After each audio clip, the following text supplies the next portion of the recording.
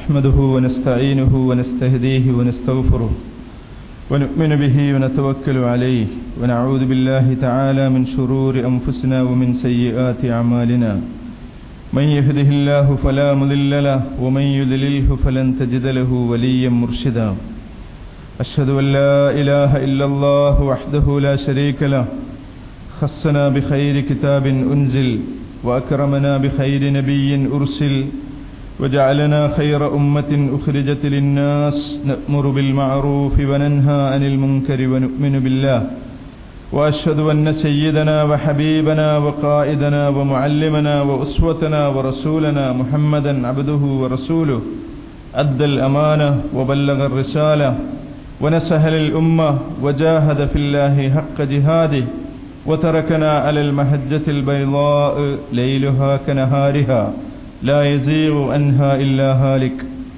اللهم صل وسلم على هذا النبي الكريم وعلى آله وصحبه أجمعين ومن تبعهم بإحسان إلى يوم الدين أما بعد فإن خير الحديث كتاب الله وخير الهدي هدي محمد صلى الله عليه وسلم وشر الأمور محدثاتها وكل محدثة بدعة وكل بدعة ضلالة وكل ضلالة في النار أيها الإخوان والأخوات أوصيكم وإياي بتقوى الله أعوذ بالله من الشيطان الرجيم بسم الله الرحمن الرحيم ولو شاء ربك لجعل الناس أمة واحدة ولا يزالون مختلفين إلا من رحم ربك ولذلك خلقهم وتمت كلمة ربك لأملأن جهنم من الجنة والناس أجمعين സദഖല്ലാഹുൽ അലിയ്യുൽ അലീം.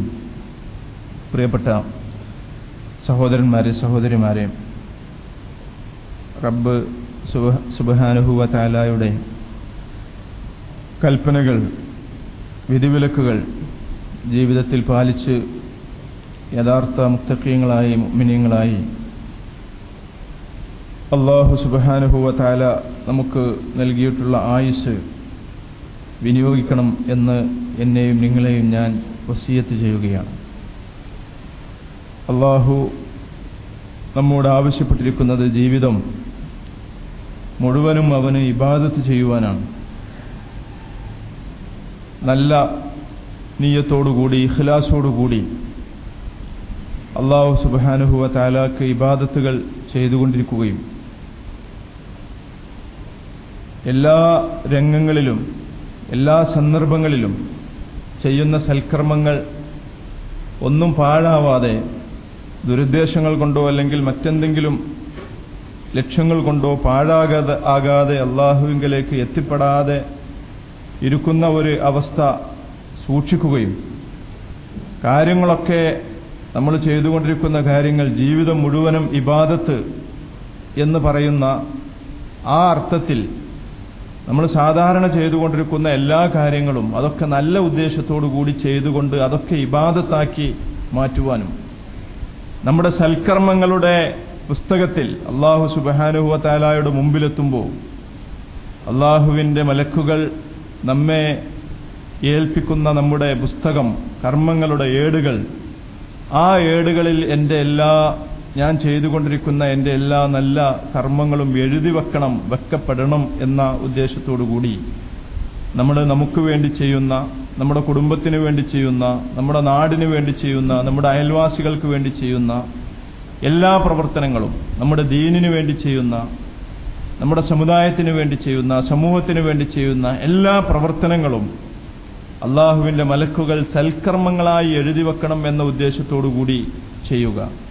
യാദൃച്ഛികമായി ഇത് എഴുതിയാലും എഴുതിയിട്ടില്ലെങ്കിലും ഞാൻ ചെയ്യുന്നു എന്ന രൂപത്തിലല്ലാതെ ഇതൊക്കെ എൻ്റെ കുടുംബത്തിന് വേണ്ടി ഞാൻ അധ്വാനിക്കുന്നത് പോലും എൻ്റെ ഒരു സൽക്കർമ്മമാണ് എന്ന് വിചാരിച്ചുകൊണ്ട് എൻ്റെ ഭാര്യയുമായി അല്ലെങ്കിൽ എൻ്റെ ഭർത്താവുമായി ഞാൻ സംസാരിക്കുന്നത്, ഞാൻ ചിരിക്കുന്നത്, ഞാൻ കളിക്കുന്നത് എല്ലാം സൽക്കർമ്മമാണ്, ഇബാദത്താണ്.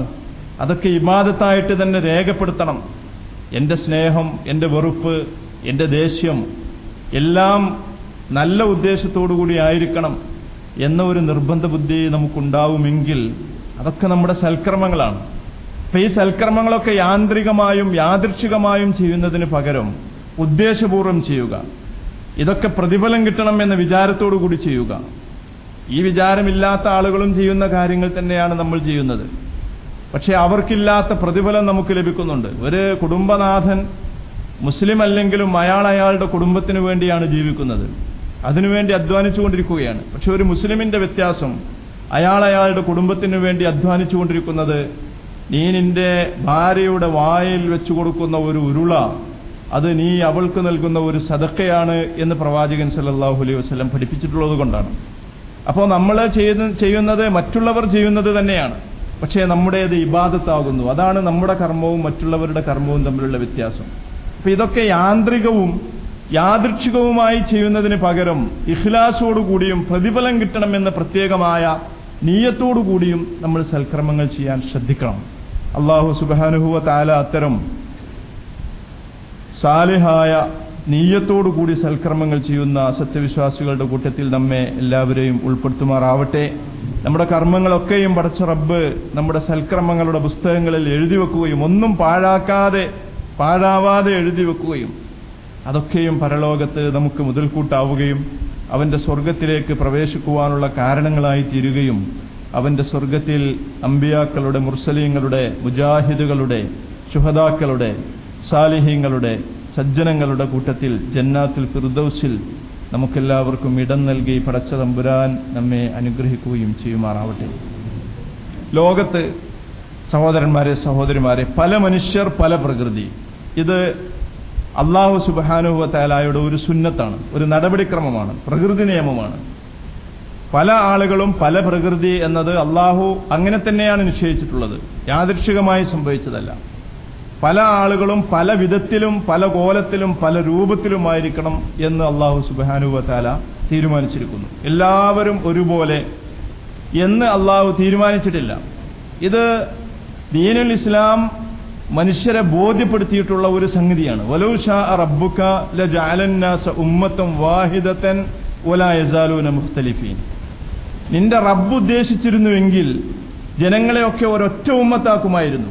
പക്ഷേ വലാ യസാലൂന മുഖ്തലിഫീൻ, ജനങ്ങൾ പല തരക്കാരാണ്, പലരും പല വിധത്തിലാണ്, അവർ വ്യത്യാസമുള്ളവരാണ് എന്ന് അല്ലാഹു സുബ്ഹാനഹു വ തആല പരിശുദ്ധ ഖുർആനിൽ പറഞ്ഞിരിക്കുന്നു. സൂറത്ത് ഹൂദിൽ വലാ യസാലൂന മുഖ്തലിഫീൻ, അല്ലാഹുവിനെ വേണമെങ്കിൽ ഇതിനൊക്കെ ഒരൊറ്റ ഉമ്മത്ത് ആക്കാമായിരുന്നു. എല്ലാവരും മുസ്ലിം ഉമ്മത്ത്, എല്ലാവരും അല്ലാഹുവിനെ ഇബാദത്ത് ചെയ്യുന്ന ഉമ്മത്ത്. അങ്ങനെ അല്ലാഹു സുബ്ഹാനഹു വ തആല തീരുമാനിച്ചിട്ടില്ല.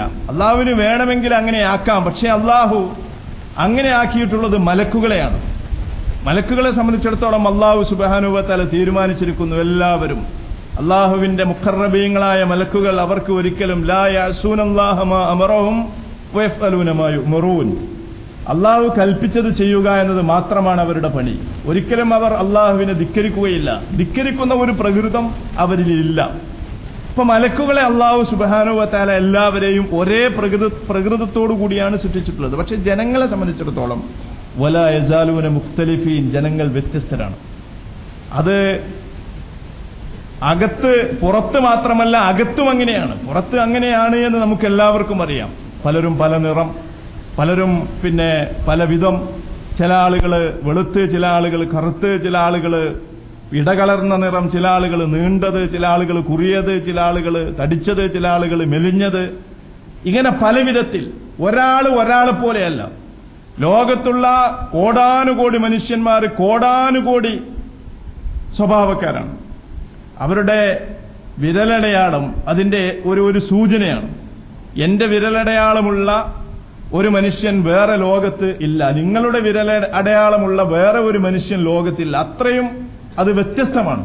എല്ലാവർക്കും അവനവന്റേതായ ശബ്ദവും അവനവന്റേതായ വിരലടയാളങ്ങളും അവനവന്റേതായ ശരീരവും അവനവന്റേതായ സ്വഭാവവും പ്രകൃതവുമുണ്ട്, ഉണ്ടാകണം എന്ന് അല്ലാഹു സുബ്ഹാനഹു വ തആല തീരുമാനിച്ചിരിക്കുന്നു. ഇതെല്ലാം ഒരൊറ്റ അച്ചിലിട്ട് ഒരൊറ്റ മൂശയിലിട്ട് വാർക്കുക എന്നത് മനുഷ്യനെ സംബന്ധിച്ചിടത്തോളം സാധ്യമല്ല. കാരണം അല്ലാഹു സുബ്ഹാനഹു വ തആല അങ്ങനെ തീരുമാനിച്ചിട്ടില്ല. പല ആളുകളും പല വിധത്തിലാകണം എന്ന് തന്നെയാണ് അല്ലാഹു സുബ്ഹാനഹു വ തആല തീരുമാനിച്ചിട്ടുള്ളത്. ഈ പ്രകൃതിയിലെ എല്ലാം അങ്ങനെയാണ്. അത് അല്ലാഹുവിന്റെ ഒരു ആയത്തായിട്ടാണ് അല്ലാഹു സുബ്ഹാനഹു വ തആല പറഞ്ഞിട്ടുള്ളത്. വമിൻ ആയാതിഹി ഖൽഖുസ് സമാവാതി വൽ അർദ് വഖ്തിലാഫു അൽസിനതികും വഅൽവാനികും ഇന്ന ഫീ ദാലിക ലആയാതിൻ ലിൽ ആലമീൻ. അല്ലാഹുവിന്റെ ദൃഷ്ടാന്തമാണ് ആകാശഭൂമികളുടെ സൃഷ്ടിപ്പ്. അതുപോലെ തന്നെ വഖ്തിലാഫു അൽസിനതികും വഅൽവാനികും, നിങ്ങളുടെ ഭാഷ വ്യത്യസ്തമായി എന്നതും നിങ്ങളുടെ നിറം വ്യത്യസ്തമായി എന്നതും അല്ലാഹു സുബ്ഹാനഹു വ തആലയുടെ ഒരു ആയത്ത് ആണ്, ദൃഷ്ടാന്തമാണ്. ചിന്തിക്കുന്ന ആളുകൾക്ക് അല്ലാഹു സുബ്ഹാനഹു വ തആല കുറെ ദൃഷ്ടാന്തങ്ങൾ നൽകിയിട്ടുണ്ട്. അങ്ങനെ നൽകിയ ദൃഷ്ടാന്തങ്ങളിൽ ഒരു ദൃഷ്ടാന്തമാണ് ജനങ്ങൾ പലതരത്തിലായി, അവർ പല വർണ്ണക്കാരായി, പല ഭാഷക്കാരായി എന്ന് അല്ലാഹു സുബ്ഹാനഹു വ തആല പറയുന്നു. ഇത് നാം പറയുന്നത് അല്ലാഹു ഇങ്ങനെ വ്യത്യസ്തരായിട്ടാണ് മനുഷ്യരെ സൃഷ്ടിച്ചിരിക്കുന്നത് എന്ന സത്യം നമ്മുടെ മനസ്സിൽ ഊട്ടിയുറപ്പിക്കുമ്പോൾ മാത്രമാണ് നമുക്ക് എല്ലാ രംഗങ്ങളിലും പരസ്പരം ഉൾക്കൊള്ളുവാൻ സാധിക്കുക എന്നുള്ളതാണ്.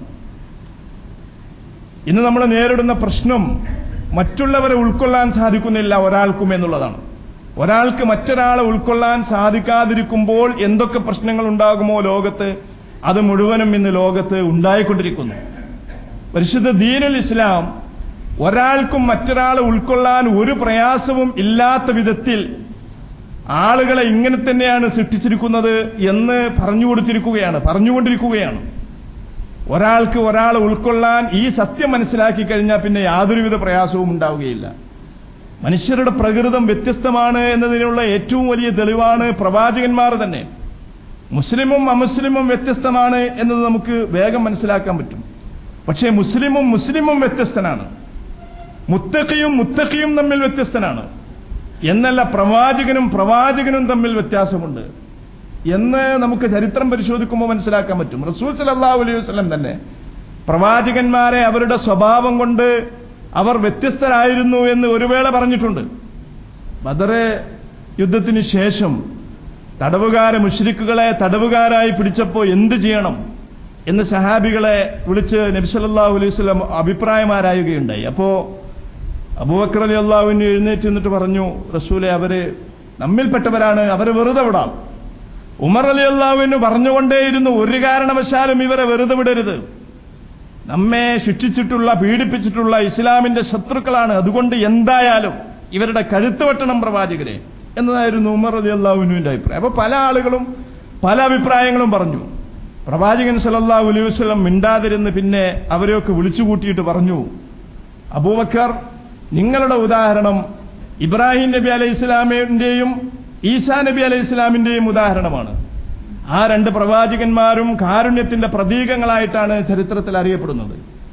ഈസാ നബി അലൈഹി ഇസ്ലാം, ഇബ്രാഹിം നബി അലൈഹി ഇസ്ലാം, ഇൻ തുഅദ്ദിബുഹും ഫഇന്നഹും ഇബാദുക് വഇൻ തഗ്ഫിർ ലഹും ഫഇന്നക അൻതൽ അസീസുൽ ഹകീം എന്ന അല്ലാഹുവിനോട് തന്റെ അനുയായികൾക്ക് വേണ്ടി നീ ശിക്ഷിക്കുകയാണ് എങ്കിൽ നിനക്കതിനുള്ള അധികാരമുണ്ട്, അവർ നിന്റെ അടിമകളാണ്.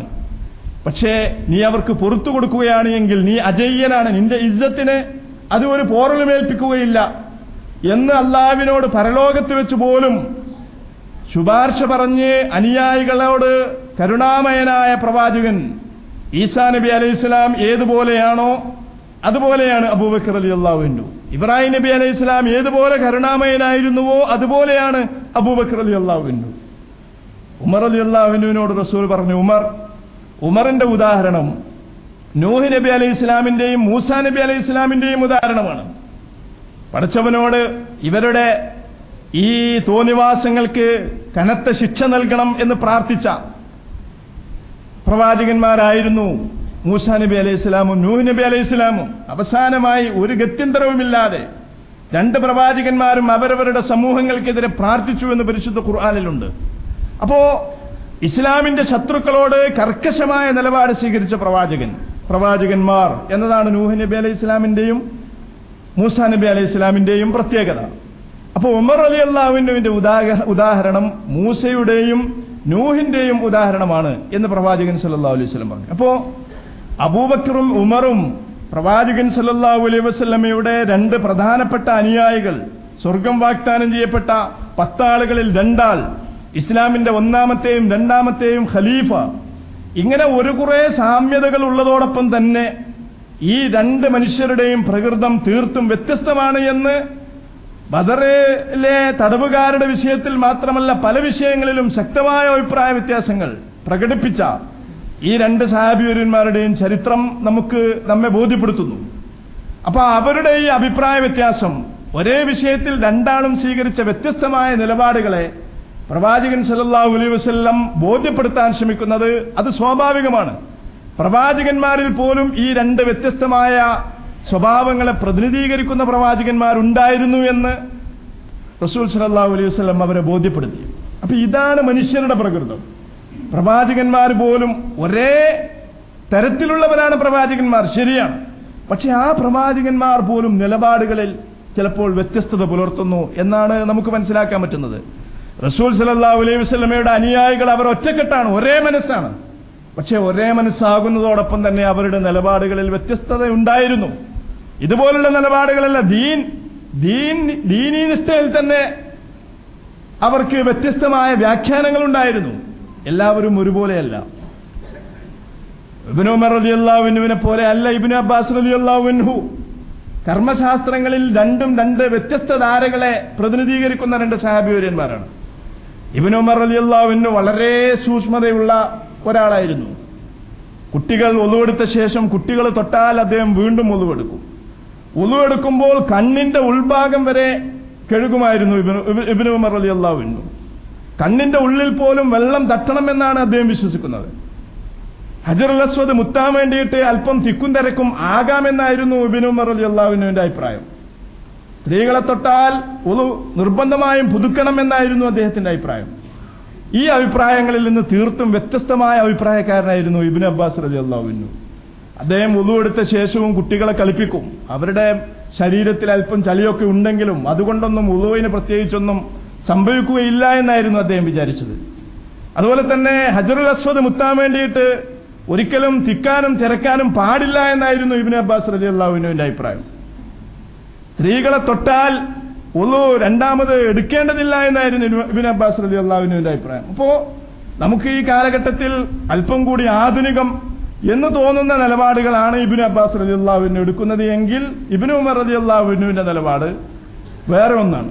അപ്പോ നബി സല്ലല്ലാഹു അലൈഹി വസല്ലമയുടെ തന്നെ അനുയായികളിൽ ഒരേ കാലഘട്ടത്തിൽ ജീവിക്കുന്ന റസൂലിന്റെ അനുചരന്മാരിൽ സഹാബികളുടെ കൂട്ടത്തിൽ പണ്ഡിത പ്രമുഖരായ രണ്ട് സഹാബിവര്യന്മാർ അവരുടെ നിലപാടുകളിൽ ഈ വിധത്തിൽ വ്യത്യസ്തത പുലർത്തുന്നു എന്നാണ് ഈ സംഭവങ്ങൾ നമ്മെ പഠിപ്പിക്കുന്നത്. ഇത് മനുഷ്യരുടെ ഒരു പ്രകൃതമാണ്, ഒരു സ്വഭാവമാണ്. ഇതാണ് ഖുർആൻ പറയുന്നത്, വലാ യസാലൂന മുഖ്തലിഫീൻ. ജനങ്ങൾ വ്യത്യസ്തരായിരിക്കും. അവരൊരിക്കലും നിങ്ങൾക്ക് ഒരേ മൂശയിലിട്ട് വാർത്ത് ഒരൊറ്റ അഭിപ്രായക്കാര്, ഒരൊറ്റ വീക്ഷാഗതിക്കാര്, ഒരൊറ്റ സമീപനക്കാർ, ഒരൊറ്റ കാഴ്ചപ്പാടുകാര് എന്ന് നിർബന്ധം പിടിക്കുവാൻ സാധ്യമല്ല. അവരെ അങ്ങനെ ആക്കാൻ സാധ്യമല്ല. അവരുടെ നിറവും അവരുടെ ശരീരവും വ്യത്യസ്തമായതുപോലെ, അവരുടെ ഭാഷയും അവരുടെ വർണ്ണവും വ്യത്യസ്തമായതുപോലെ, അവരുടെ പ്രകൃതം വ്യത്യസ്തമായതുപോലെ അവരുടെ മനസ്സും വ്യത്യസ്തമാണ്, അവരുടെ ചിന്താരീതിയും വ്യത്യസ്തമാണ്, അവരുടെ ബുദ്ധി വ്യത്യസ്തമാണ്, അവരുടെ കാഴ്ചപ്പാടുകൾ വ്യത്യസ്തമാണ്, അവരുടെ തലച്ചോറുകൾ വ്യത്യസ്തമാണ്. അപ്പോ ഈ പുറത്ത് കാണുന്ന ഈ വ്യത്യസ്തത, വിഭിന്നത ആളുകളുടെ സ്വഭാവത്തിലും പ്രതിഫലിക്കും, അതുണ്ട് എന്നാണ് പരിശുദ്ധ ഖുർആൻ ദീനുൽ ഇസ്ലാം നമ്മെ പഠിപ്പിക്കുന്നത്. ഈ സംഗതി നമ്മൾ മനസ്സിൽ ഊട്ടിയുറപ്പിക്കേണ്ട ഒരു കാര്യമാണ്. ഇതില്ലാത്തതുകൊണ്ട് നമ്മുടെ ബന്ധങ്ങൾ ഏറ്റവും ചെറിയ വൃത്തം മുതൽ വലിയ വൃത്തം വരെ വഷളായിക്കൊണ്ടിരിക്കുന്നു. ഈ കാഴ്ചപ്പാട് ഇല്ലാത്ത ഒരാളെ സംബന്ധിച്ചിടത്തോളം അയാൾക്ക് ഒരു നല്ല കുടുംബജീവിതം നയിക്കാൻ ഒരിക്കലും സാധ്യമല്ല. ഒരു ഭർത്താവിനെ സംബന്ധിച്ചിടത്തോളം അയാൾക്ക് ചില സ്വഭാവങ്ങളുണ്ടായിരിക്കും. ഈ സ്വഭാവത്തിനനുസരിച്ച് ഭാര്യ വരാതിരിക്കുമ്പോൾ അയാൾ അസഹിഷ്ണുവാകുന്നു. അയാളെപ്പോലെ നിർബന്ധമുള്ള പല വിഷയങ്ങളിലും ഭാര്യയ്ക്ക് അതേപോലെ നിർബന്ധമില്ല. ആ ചിട്ടകളല്ല ഭാര്യയ്ക്കുള്ളത്, ആ കാഴ്ചപ്പാടുകളല്ല ഭാര്യയ്ക്കുള്ളത്. അപ്പോ തന്റെ കാഴ്ചപ്പാട് സ്വീകരിക്കാത്തതിന്റെ പേരിൽ അല്ലെങ്കിൽ അതേപോലുള്ള കാഴ്ചപ്പാട് ഇല്ലാതിരിക്കുമ്പോൾ ഭാര്യയെ ഉൾക്കൊള്ളാൻ സാധിക്കാതെ പോവുക എന്നതുപോലെ ഭാര്യയ്ക്കും ഭാര്യയുടേതായ ചില പ്രത്യേകമായ പ്രകൃതം, ആ പ്രകൃതത്തിന് അനുസരിച്ചുള്ള ഒരു പ്രകൃതമായിരിക്കുകയില്ല പലപ്പോഴും ഭർത്താവിനുണ്ടാവുന്നത്. അപ്പൊ ഇത് ഭാര്യയ്ക്ക് ഉൾക്കൊള്ളാൻ സാധിക്കാതിരിക്കുക. മാതാപിതാക്കളെ സംബന്ധിച്ചിടത്തോളം ഒരു മകന്റെ പ്രകൃതം ഒന്നാണ് എങ്കിൽ രണ്ടാമത്തെ മകന്റെ പ്രകൃതം മറ്റൊന്നാണ്, മൂന്നാമത്തേത് വേറെ ഒരു പ്രകൃതമാണ്. ഈ തനിക്കിഷ്ടപ്പെട്ട മകന്റെ പ്രകൃതം എന്താണോ ആ പ്രകൃതം തന്നെ ആകണം ബാക്കിയുള്ള മക്കൾക്ക് മുഴുവനും എന്ന് നിർബന്ധം പിടിക്കുമ്പോൾ മാതാപിതാക്കളും മക്കളും തമ്മിലുള്ള ബന്ധം മോശമാകുന്നു. ഇതേപോലെ മാതാവിന്റെ പ്രകൃതം എന്താണോ അത് തന്നെ പിതാവിനുണ്ടാകണമെന്ന് മക്കൾ വാശി പിടിക്കുമ്പോൾ, അല്ലെങ്കിൽ പിതാവിന്റെ പ്രകൃതം എന്തോ അത് മാതാവിനുണ്ടാകണം എന്ന് വാശി പിടിക്കുമ്പോൾ മാതാപിതാക്കളും മക്കളും തമ്മിലുള്ള ബന്ധം വഷളാകുന്നു. ഇത് അയൽപ്പക്കക്കാര്, അയൽവാസികളുമായുള്ള നമ്മുടെ ബന്ധത്തെ, അതുപോലെ തന്നെ ആളുകളുമായുള്ള നമ്മുടെ സുഹൃത്തുക്കള്, നമ്മൾ നിരന്തരമായി ബന്ധപ്പെട്ടുകൊണ്ടിരിക്കുന്ന ആളുകൾ, നമുക്ക് ഇഷ്ടപ്പെട്ട ചില ആളുകളുണ്ടാവും. ഈ ആളുകളെ പോലെ മറ്റൊരാള് ഇല്ല എങ്കിൽ അത് നമുക്ക് ഉൾക്കൊള്ളാൻ സാധിക്കാതെ പോവുക, അസഹിഷ്ണുത പ്രകടിപ്പിക്കുക. നമ്മൾ വിചാരിച്ചതുപോലെ ഒരാള് കിട്ടുന്നില്ലെങ്കിൽ നമുക്കത് ഉൾക്കൊള്ളാൻ സാധിക്കാതെ പോവുക. അങ്ങനെ നമ്മുടെ പരസ്പര ബന്ധങ്ങൾ, സുഹൃത്ത് ബന്ധങ്ങൾ തകർന്നുകൊണ്ടിരിക്കുന്നു, കുടുംബ ബന്ധങ്ങൾ തകർന്നുകൊണ്ടിരിക്കുന്നു. അതുപോലെ തന്നെ ഇത് സമുദായത്തിലും സംഘടനകളിലും വളരെ പ്രധാനമാണ്.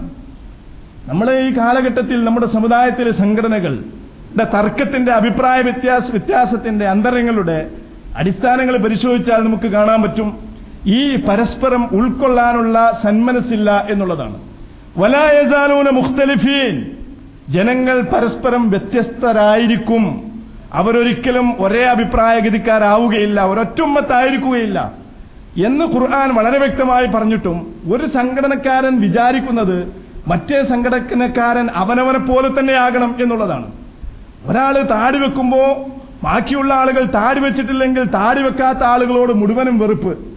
ഒരാൾ താടി വെച്ചിട്ടില്ലെങ്കിൽ വേറെ ആരെങ്കിലും താടി വെക്കുന്നുണ്ട് എങ്കിൽ താടി വെച്ചവരോട് മുഴുവനും വെറുപ്പ്. ഒരാളുടെ താടിയുടെ നീളം വളരെ വലുതാണ്, നീണ്ടതാണ് എങ്കിൽ അയാൾക്ക് അയാളെപ്പോലെ താടിയില്ലാത്തവരോട് മുഴുവനും വെറുപ്പ്. ഒരാള് കുപ്പായമിടുന്നത്, ഡ്രസ്സ് ധരിക്കുന്നത് ഒരു പ്രത്യേകമായ രീതിയിലാണ്, അതാണ് ഇസ്ലാം എന്ന് അയാൾ എന്തോ അടിസ്ഥാനത്തിൽ മനസ്സിലാക്കി വെച്ചിരിക്കുന്നു. അതുപോലെ വേറെയുള്ള ആളുകൾ കുപ്പായം ധരിക്കുന്നില്ല എങ്കിൽ അവർ മുഴുവനും ദീന് അല്ലെങ്കിൽ റസൂലിന്റെ സുന്നത്ത് നിരാകരിച്ച ആളുകൾ. ഇങ്ങനെ അവനവൻ സ്വീകരിച്ചു കഴിഞ്ഞിരിക്കുന്ന അഭിപ്രായങ്ങൾ, വിശാലമായ വീക്ഷണങ്ങൾക്ക് അല്ലെങ്കിൽ രീതികൾക്ക് പഴുതുകളുള്ള വിഷയത്തിൽ അവനവൻ സ്വീകരിച്ച എന്തോ കാരണത്താൽ അല്ലെങ്കിൽ ഏതോ ഒരു ഹദീസിന്റെ വെളിച്ചത്തിൽ അവനവൻ സ്വീകരിച്ച അഭിപ്രായം മറ്റുള്ളവർ സ്വീകരിച്ചിട്ടില്ലെങ്കിൽ അത് ഉൾക്കൊള്ളാൻ കഴിയാതിരിക്കുക. ജനങ്ങൾ വ്യത്യസ്ത പ്രകൃതക്കാരായിരിക്കും, അവരുടെ വേഷവിധാനങ്ങളിൽ വ്യത്യാസമുണ്ടായിരിക്കും. അവർ മുടി വാർന്നു വെക്കുന്നതും അവർ താടി വളർത്തുന്നതും താടി വളർത്താതിരിക്കുന്നതും ഒക്കെ അതിനൊക്കെ ഒരു പ്രകൃതമുണ്ടാകും.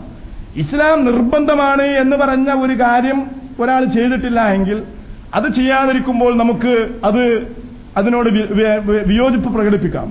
പക്ഷേ വ്യത്യസ്തമായ അഭിപ്രായങ്ങൾക്ക് പഴുതുകളുള്ള വിഷയത്തിൽ അവനവൻ സ്വീകരിച്ച അഭിപ്രായം തന്നെ മറ്റുള്ളവൻ സ്വീകരിക്കണമെന്ന നിർബന്ധ ബുദ്ധിയാണ് പലപ്പോഴും നമ്മുടെ ബന്ധങ്ങളിൽ, നമ്മുടെ സംഘടനാപരമായ സമീപനങ്ങളിൽ കുഴപ്പങ്ങളുണ്ടാക്കുന്നത്.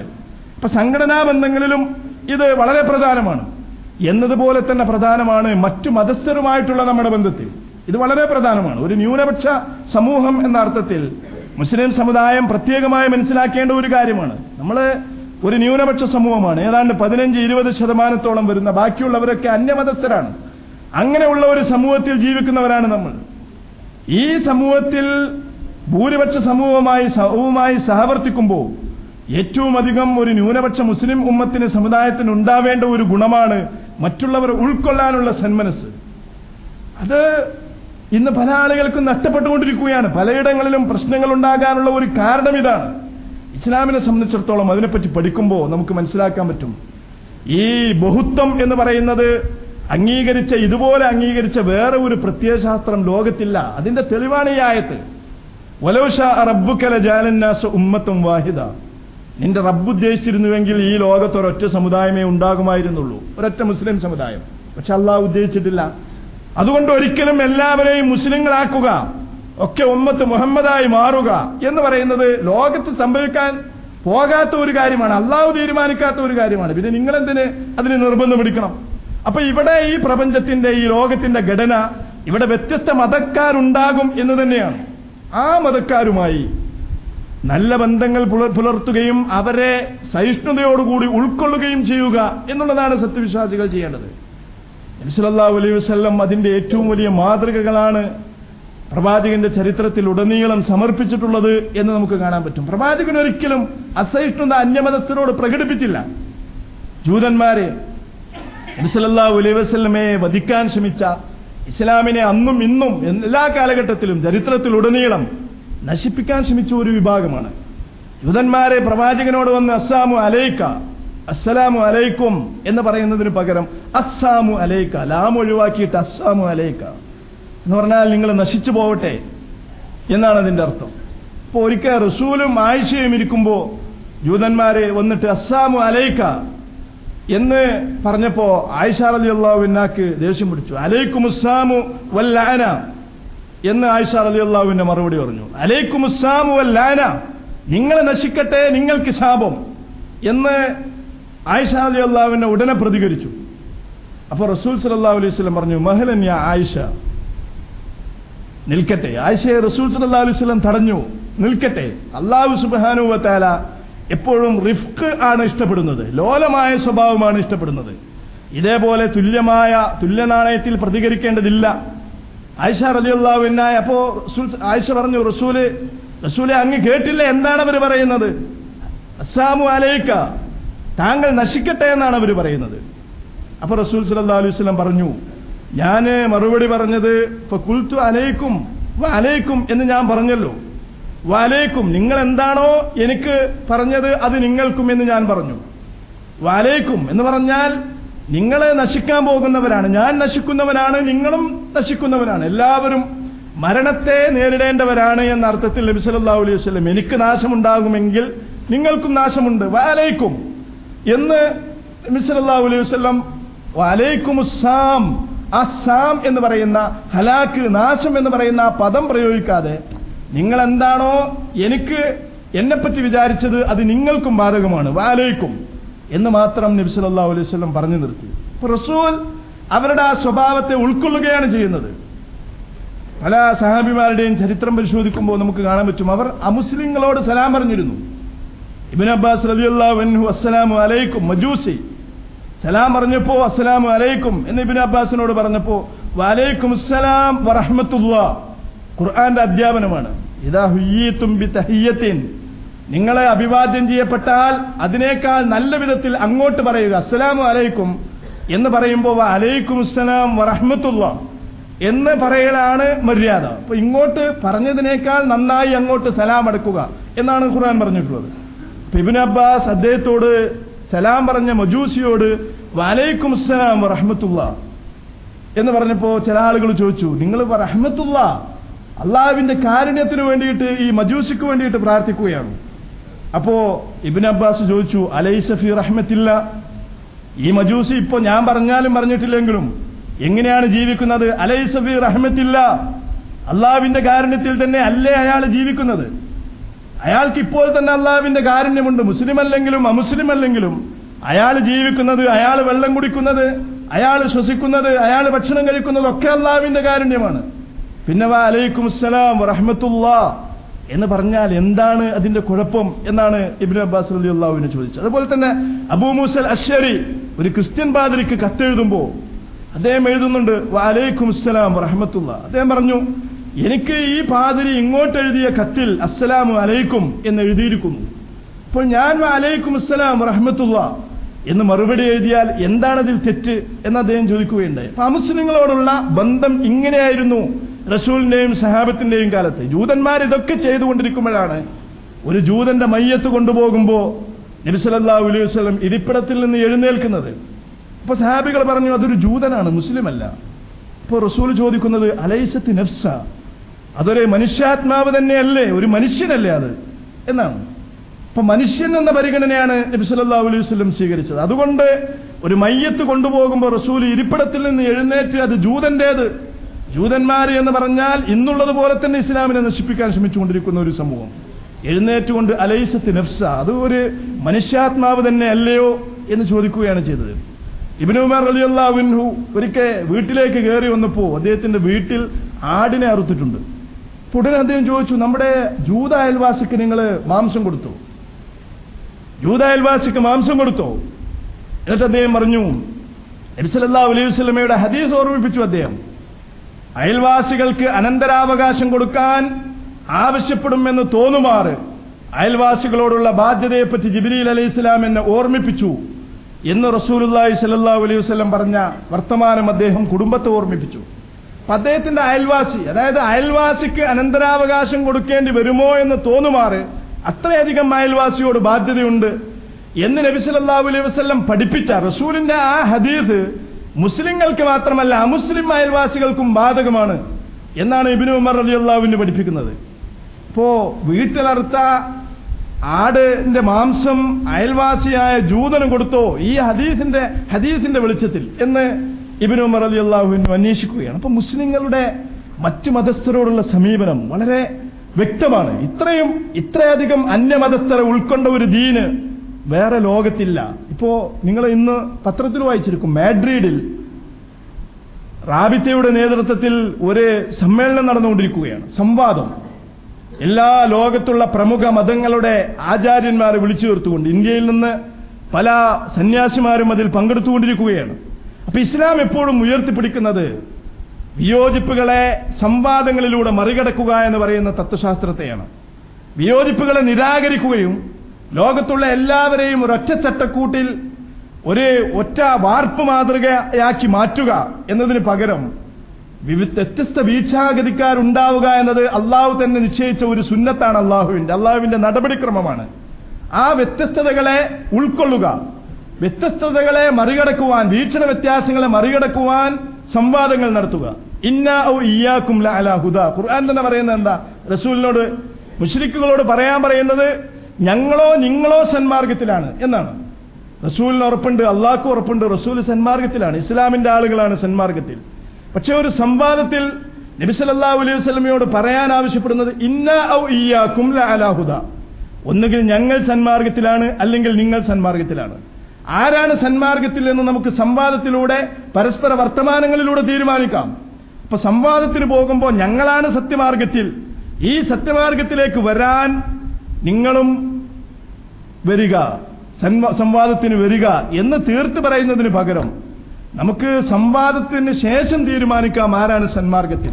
ഇപ്പൊ റസൂലിനോട് പറയാൻ പറയുന്നത് അള്ളാഹ്ക്ക് യാതൊരു സംശയവുമില്ല, റസൂലാണ് സന്മാർഗത്തിൽ. പക്ഷേ മറുകക്ഷിയോട് സംസാരിക്കുമ്പോൾ തങ്ങളുടേതാണ് ശരി എന്ന് പറഞ്ഞാരംഭിക്കുന്നതിന് പകരം നമ്മൾ രണ്ടു കൂട്ടരുടേത് ഏതെങ്കിലും ഒന്ന് മാത്രമാണ് ശരി, രണ്ട് ശരിയില്ല, ഒരു ശരി, അതാരുടേതാണ് എന്ന് നമുക്ക് തീരുമാനിക്കാം എന്നതാണ് ഇസ്ലാമിന്റെ നിലപാട്. അപ്പൊ ഇത്രയും വളരെ സഹിഷ്ണുതാപരമായ ഒരു നിലപാട് സ്വീകരിച്ച ഒരു മതമാണ് നമ്മുടെ മതം, ഒരു ദീനാണ് ഇസ്ലാം ദീൻ എന്ന് നമുക്ക് മനസ്സിലാക്കാൻ പറ്റും. അപ്പൊ ഇതും വളരെ പ്രധാനമാണ്. മറ്റു മതസമൂഹങ്ങളോടുള്ള നമ്മുടെ നിലപാട്, അവർക്ക് സലാം പറയാം എന്നാണ് ഭൂരിപക്ഷം പണ്ഡിതന്മാരെ അഭിപ്രായപ്പെട്ടിരിക്കുന്നത്. അവരിങ്ങോട്ട് സലാം പറഞ്ഞാൽ സലാം മടക്കാമെന്ന കാര്യത്തിൽ ഏതാണ്ട് എല്ലാവർക്കും ഏകാഭിപ്രായമാണുള്ളത്.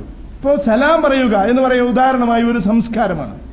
അത് അന്യമതസ്ഥരോടാവാം എന്ന് പറയുന്നു. ഇതുപോലുള്ള പിന്നെ ന്യൂനപക്ഷ സമൂഹത്തിൽ ന്യൂനപക്ഷത്തിന്റെ കർമ്മശാസ്ത്രം ഫിഖ്ഹുൽ അഖല്ലിയ അനുസരിച്ച് മറ്റ് മതസമൂഹങ്ങളെ പരമാവധി ഉൾക്കൊണ്ടുകൊണ്ട് ഇസ്ലാമിന്റെ വിശുദ്ധിയും ഇസ്ലാമിന്റെ പിന്നെ മാഹാത്മ്യവും അതിന്റെ സൗന്ദര്യവും അവതരിപ്പിക്കുവാനാണ് മുസ്ലിം ഉമ്മത്ത് ശ്രമിക്കേണ്ടത്. അപ്പൊ അവർക്ക് സലാം പറയാം. ഇതുപോലുള്ള സഹിഷ്ണുതകളൊക്കെ നിർഭാഗ്യവശാൽ നമ്മുടെ സമുദായത്തിന് നഷ്ടപ്പെട്ടിരിക്കുന്നു. നമ്മളെ അന്യമതസ്ഥരോട് സലാം പറയുന്നതിനെ പറ്റിയാണ് പറയുന്നത്. ഞാൻ നേരത്തെ പറഞ്ഞ പരസ്പരം ഉൾക്കൊള്ളാനുള്ള സഹിഷ്ണുതയില്ലാത്തതിന്റെ പേരിൽ മുസ്ലിം സംഘടനയ്ക്ക് സലാം പറയരുത് എന്ന് പഠിപ്പിക്കുന്ന ഒരു കേരളത്തിലാണ് നമ്മൾ ജീവിക്കുന്നത്. അമുസ്ലിങ്ങൾക്ക് സലാം പറയാമെന്ന് നമ്മൾ പറയുമ്പോൾ മുസ്ലിങ്ങൾക്ക് തന്നെ സലാം പറയാൻ പാടില്ല എന്ന് സ്വന്തം മദ്രസയിൽ പാഠപുസ്തകത്തിൽ, അതും കിതാബുൽ അഖ്ലാഖിൽ കുട്ടികളെ സ്വഭാവം പഠിപ്പിക്കുന്ന പാഠപുസ്തകങ്ങളിൽ എഴുതിവെച്ച ഒരു സമുദായമാണ്. വെറും സംഘടനാ പക്ഷപാതിത്വത്തിന്റെ പേരിൽ എഴുതിവെച്ച ഒരു സമുദായത്തിലാണ്, ഒരു സംഘടനയുള്ള രാജ്യത്താണ് നമ്മളൊക്കെ ജീവിക്കുന്നത്. അപ്പോ ഇതൊക്കെ എന്തുകൊണ്ടാണ് സംഭവിക്കുന്നത് എന്ന് ചോദിച്ചാൽ പരസ്പരം ഉൾക്കൊള്ളാനുള്ള സന്മനസ് നമ്മുടെ ആളുകൾക്ക് നഷ്ടപ്പെടുന്നത് കൊണ്ടാണ്. അപ്പൊ എപ്പോഴും ഈ വൈവിധ്യം, മനുഷ്യരിലെ വൈവിധ്യം എന്ന് പറയുന്ന സംഗതിയെ എപ്പോഴും നമ്മൾ നമ്മുടെ മനസ്സിൽ ഊട്ടിയുറപ്പിക്കണം. ഈ മനുഷ്യർ വ്യത്യസ്തരാണ് എന്ന് പറയുന്ന ഈ തത്വം നമ്മുടെ മനസ്സിലുണ്ടായാൽ നമുക്കാരുമായും സഹവർത്തിക്കാൻ പറ്റും. എല്ലാവരും എന്നെപ്പോലെയാകണം എന്ന് നിർബന്ധം പിടിച്ചാൽ ഒരാൾക്കും ഒരാളുമായും സഹവർത്തിക്കുക സാധ്യമല്ല. അള്ളാഹു ഇയാളെ സൃഷ്ടിച്ചിരിക്കുന്നത് ഇങ്ങനെയാണ്, എന്റെ നിലപാടുകളല്ല ഇയാൾക്കുള്ളത്. അള്ളാഹു ഇയാൾക്ക് കൊടുത്തിരിക്കുന്ന പ്രകൃതം ഇന്നതാണ്, അതുകൊണ്ട് അതിനെ ഞാൻ ഉൾക്കൊള്ളുക, എന്റെ പ്രകൃതമാകണം അയാൾ എന്ന് അയാൾ നിർബന്ധം പിടിക്കാൻ, അയാളെപ്പറ്റി എനിക്ക് നിർബന്ധം പിടിക്കാൻ സാധ്യമല്ല എന്ന് നമ്മൾ വിചാരിക്കുക. സംഘടനയാകുമ്പോഴും അത് തന്നെ വിചാരിക്കുക. അയാൾക്ക് കിട്ടിയിരിക്കുന്ന ഹദീസിൽ സുബൈക്ക് ശേഷം കുനൂത്തുണ്ട്. സഹാബികളുടെ കൂട്ടത്തിൽ കുനൂത്ത് ഓതിയവരും കുനൂത്ത് ഓതാത്തവരും ഉണ്ടായിരുന്നു. അപ്പോ അയാൾക്ക് കിട്ടിയിരിക്കുന്ന ചരിത്രത്തിലെ ഏതോ ഭാഗത്തിൽ കുനൂത്തുണ്ട്, ഞാൻ മനസ്സിലാക്കിയതിൽ കുനൂത്തില്ല. അപ്പൊ അയാൾക്ക് എന്തോ കിട്ടി, അതയാൾ ചെയ്യുന്നു എന്ന് ഞാൻ ഉൾക്കൊണ്ടാൽ അതൊരു പ്രശ്നമല്ല. അയാൾക്ക് കിട്ടിയ ഹദീസിൽ കൈ കെട്ടിയിരിക്കുന്നത് ഇന്നാലിന്ന സ്ഥലത്താണ്, എനിക്ക് കിട്ടിയിരിക്കുന്ന പണ്ഡിതാഭിപ്രായം കൈ കെട്ടേണ്ടത് ഇന്നാലിന്റെ സ്ഥലത്താണ്. അപ്പൊ എനിക്ക് കിട്ടിയത് മാത്രമാണ് ശരി എന്ന് വിചാരിക്കുന്നതോടുകൂടിയാണ് സംഘടനകൾക്കിടയിൽ അഭിപ്രായ വ്യത്യാസങ്ങളും അതുപോലെ തന്നെ പ്രശ്നങ്ങളും ഉണ്ടാകുന്നത്. ഈ തന്റേത് മാത്രം ശരി എന്ന് വിചാരിക്കുന്നതിന് പകരം മറ്റുള്ളവരുടേതും ശരിയാകാം എന്ന് വിചാരിക്കുന്ന സന്മനസ്സുണ്ട് എങ്കിൽ കുറെ പ്രശ്നങ്ങൾ പരിഹരിക്കപ്പെടും. ഇമാം ഷാഫി പറഞ്ഞതുപോലെ, എന്റെ അഭിപ്രായമാണ് ശരി, റഅയി സവാബുൻ യഹ്തമിലുൽ ഖതഅ വറഅയു ഗൈരി ഖതഉൻ യഹ്തമിലുസ് സവാബ്. എന്റെ അഭിപ്രായമാണ് ശരി, പക്ഷെ അത് തെറ്റാകാൻ സാധ്യതയുണ്ട്. മറ്റുള്ളവരുടെ അഭിപ്രായം തെറ്റാണ്, പക്ഷെ അത് ശരിയാകാൻ സാധ്യതയുണ്ട് എന്നാണ് ഇമാം ഷാഫി പറഞ്ഞത്. എന്റെ അഭിപ്രായമാണ് ശരി എന്ന് ഞാൻ ഉറച്ചു വിശ്വസിക്കുന്നു, പക്ഷേ യഹ്തമിലുൽ ഖത, അത് തെറ്റാകാനുള്ള ഒരു നേരിയ സാധ്യതയുണ്ട്.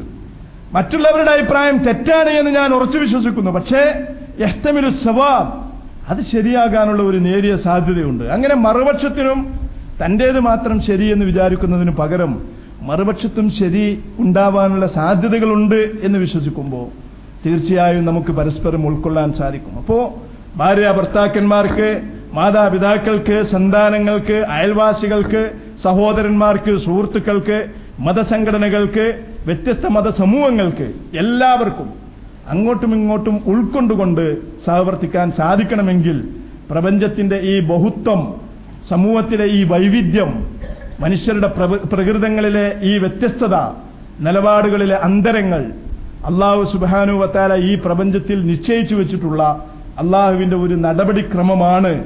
ആ നടപടിക്രമത്തെ നമ്മളാരെങ്കിലും വിചാരിച്ച് മാറ്റിയെടുക്കാൻ സാധ്യമല്ല എന്ന പരിശുദ്ധ ഖുർആൻ മുന്നോട്ട് വച്ചിരിക്കുന്ന ഈ തത്വം നമ്മുടെ മനസ്സിലുണ്ടായാൽ ആരുമായും ആർക്കും സഹവർത്തിച്ചുകൊണ്ട് മുന്നോട്ട് പോകാൻ സാധിക്കും എന്നാണ് നമ്മൾ പറയുന്നതിന്റെ ചുരുക്കം. അല്ലാഹു നമ്മെ എല്ലാവരെയും അനുഗ്രഹിക്കുമാറാവട്ടെ.